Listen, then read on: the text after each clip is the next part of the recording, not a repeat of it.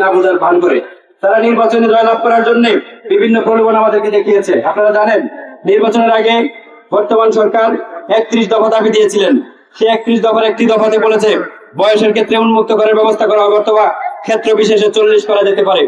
কিন্তু যেই তারা ক্ষমতায় আসলো, যেই ছাত্রদের কাদের উপর ভর করে, আপনারা জানেন বিগত সরকারের পতন হয়েছে এই ছাত্রদেরকে উপেক্ষা করার কারণে। এই ছাত্রদের রক্তের উপর পাড়া দিয়েই আজকে বর্তমান সরকার ক্ষমতায় এসেছে। আজকে আমরা আপনাদেরকে স্পষ্ট করে বলে দিতে চাই, আমরা যারা ছাত্রছাত্রী আছি আমরা আপনাদের কাছে চাকরি চাই না, আমরা আপনাদের কাছে আমাদের যোগ্যতার প্রমাণ করতে চাই। আমরা যদি যোগ্য হই সেটা বয়সে কেন আমাদেরকে আটকিয়ে রাখবেন? আমাদের যোগ্যতার প্রমাণের সুযোগটুকু দেওয়া হোক আমাদের সবাইকে। আপনারা স্থায়ীভাবে 40 বছর অথবা ক্ষেত্র বিশেষে 3 বছরের ব্যাকডেট দিয়ে অথবা 35 বছর স্থায়ী করে আমাদেরকে এই চাকরিতে আবেদনের সুযোগটুকু দিন। কারণ আপনারা জানেন বাংলাদেশে 5 বছর আগে 26 লক্ষ বেকার ছিল, সেটা সত্যি নয়। কারণ বেকারের সংখ্যা দিন দিন বেড়ে চলেছে। বর্তমানে প্রায় 28 থেকে 30 লক্ষ শিক্ষিত বেকার ছেলে মেয়ে রয়েছেন। কিন্তু এই শিক্ষিত বেকারগুলো আমাদের এই সার্টিফিকেট দিয়ে আমরা কি করব? যেখানে 59 বছর বয়সে একজন সরকারি আমলা অবসরে যায়। আমরা দেখেছি গত পুলিশের যিনি আইজিপি ছিলেন তিনি আরো 10 বছর আগে অবসরপ্রাপ্ত হন, কিন্তু তাকে এনে তত্ত্বাবধায়ক সরকার তাকে আইজিপি বানান। এমনকি বর্তমান যিনি আইজিপি আছেন তাকে অবসর থেকে নিয়ে এসে আইজিপি করা হয়। কিন্তু যারা 65 বছর 70 বছর বয়সে এসেও চুক্তিভিত্তিক নিয়োগ পেতে পারে। এমনকি আপনারা গত সপ্তাহে জেনেছেন যে চুক্তিভিত্তিক যে নিয়োগের যে বিষয়টা সেটা বয়সটা উঠিয়ে দেওয়া হচ্ছে। অথচ হাস্যকর একটা বিষয় হচ্ছে 32 বছর পরে আমি যে চাকরির সার্টিফিকেটটা অর্জন করলাম সেই সার্টিফিকেটটার কোনো অর্থ নেই, আমি কোনো আবেদন করতে পারবো না।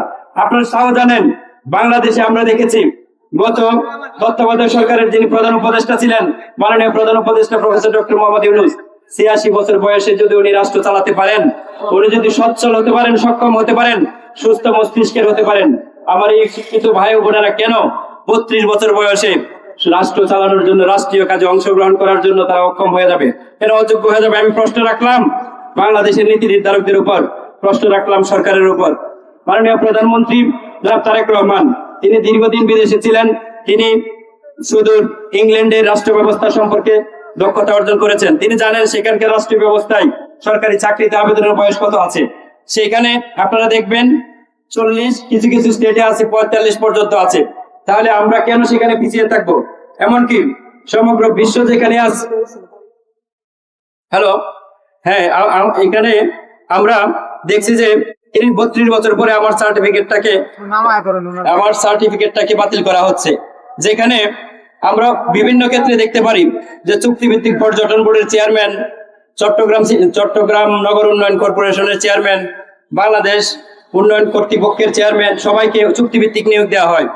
সরকারের যেখানে হাজার হাজার লক্ষ লক্ষ ছাত্রছাত্রী বেকার, সেখানে তাদেরকে 32 বছর পরে আবেদনের সুযোগ দেওয়া হচ্ছে না, অথচ চুক্তিভিত্তিক হাজার হাজার অফিসারদের নিয়োগ দিয়ে আমাদের রাস্তাটাকে বন্ধ করে দিচ্ছে।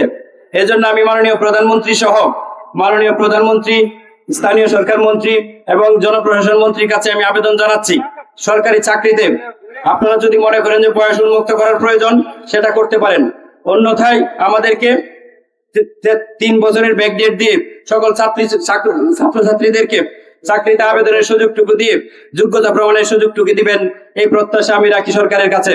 কারণ আমরা কোনো এখানে যারা দাঁড়িয়ে আছি তারা কোনো দলীয় ব্যানারে আসি নাই, কোন রাজনৈতিক স্বার্থ হাসিল করার জন্য আসি নাই। আমরা মধ্যবিত্ত নিম্নবিত্ত ফ্যামিলির ছাত্রছাত্রী, অতি কষ্টে সর্বোচ্চ শিক্ষা অর্জন করেছি বিভিন্ন কলেজ বিশ্ববিদ্যালয় থেকে। আমরা আপনাদের কাছে কোনো চাকরি চাই না, সাহায্য সহযোগিতা চাই না। আপনারা যেমন রাজনীতি করেন রাষ্ট্রীয় কাজে অংশগ্রহণ করার জন্য, আমরা রাজনীতি করার সুযোগটুকু নেই। আমরা চাই রাষ্ট্রের একজন কর্মচারী বা কর্মকর্তা হয়ে রাষ্ট্রীয় কাজে অংশগ্রহণ করি। আমরা রাষ্ট্রের কাছে যে ঋণী, কলেজ বিশ্ববিদ্যালয় পড়তে আমাদের রাষ্ট্রের কাছ থেকে লক্ষ লক্ষ টাকা রাষ্ট্র আমাদের পিছনে ইনভেস্ট করেছিল, কিন্তু আমরা চাই না আমরা রাষ্ট্রের কাছে ঋণী